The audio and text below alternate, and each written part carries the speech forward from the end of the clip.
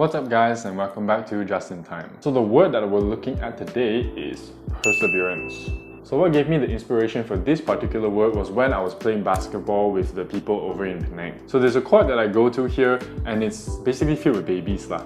So I might by far the oldest there. The typical mean age that you're gonna see there is around like 13 to 16. So I'm like much older than these guys. And the thing is that every time that we're playing and the other team is losing or they're really far behind in points, you will always hear stuff like, "Hey, 放弃了, or just give up, next game, we play next game, throw game already." They will not even bother to try to bring themselves back up or to try to claw their way back up to win.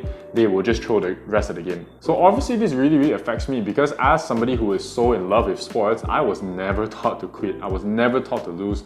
Every single game, I will fight until the buzzer, I will fight until the last point is scored. Even if I am down or behind, I will not let you think that I'm down and out. I will fight until you score the winning point. So it got me thinking into why is it that some people can persevere and keep on going and some people just give up. So the word that we're going to be looking into is perseverance. However, every time you hear perseverance in kind of like the climate of psychology, the words like grit and passion are going to be following close behind. However, today I just wanted to look into how perseverance helps you to not give up. So I talk about grit a lot is because I've read the book and I really respect what Angela Duckworth does. She is the person kind of like she created the scale to measure grit. So if you guys are interested in that, definitely go look her up, Angela Duckworth, and grit.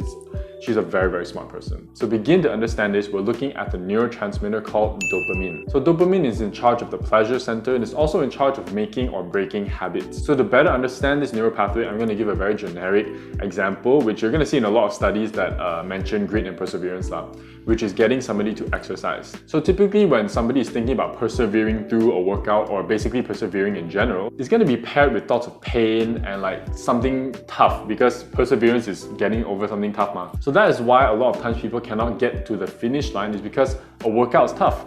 You know, playing a sport is tough. It is physically tough. But for people who love the sport, it's about a lot more than just maybe the physical pain that you're feeling when you're doing the workout or when you're doing the exercise or sport. It's actually what comes after that we are chasing. I get so excited when I talk about this because it's the exact same circumstances, the exact same things that we're looking at. However, just if you kind of trick the brain or change how you're looking at stuff, you're going to be able to get through. Because the brain is a very smart organ, it is always going to choose pleasure over pain. So when you're actually fixated on the process of the pain and not the end goal, which is the achievement and stuff like that, your brain's going to be so fixated on this, what is it going to choose? It's definitely going to try to protect you and choose pleasure. So pleasure is give up, don't do. Another quote that I saw while looking up this particular topic is that there is joy in work and there is no happiness except knowing that we have accomplished something. So when you're focusing on the goal or the accomplishment, so it's like, oh, maybe I'm going to finish 2 sets and next week I'll be able to finish 3 sets,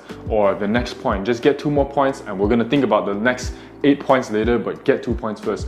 The next play, the next point, the next score. When you're thinking about that, the focus is changed and your mind is fixated on the goal and the achievement that is at the end of the line and not all of the physical pain and stuff that you're going to be experiencing on the way there. And when you do reach your goal, the body is flooded with dopamine because you have achieved something. And that is the sense of achievement that any sports person or athlete will be able to relate to you, that feeling, oh, I accomplished it, I did it, I feel so pumped up and I want to do it again. When you fixate yourself on the achievement instead of the pain, you're going to be more motivated to get the job done. So that's the little takeaway I had when I heard those little kids talking about giving up. I hope that the next time you guys are faced with something tough, that you will be able to kind of like trick your brain into finishing that goal, getting that sense of achievement and pulling through and persevering. That's all for today. Do let me know if there are other words or other topics in psychology that you would like to discuss and I will most definitely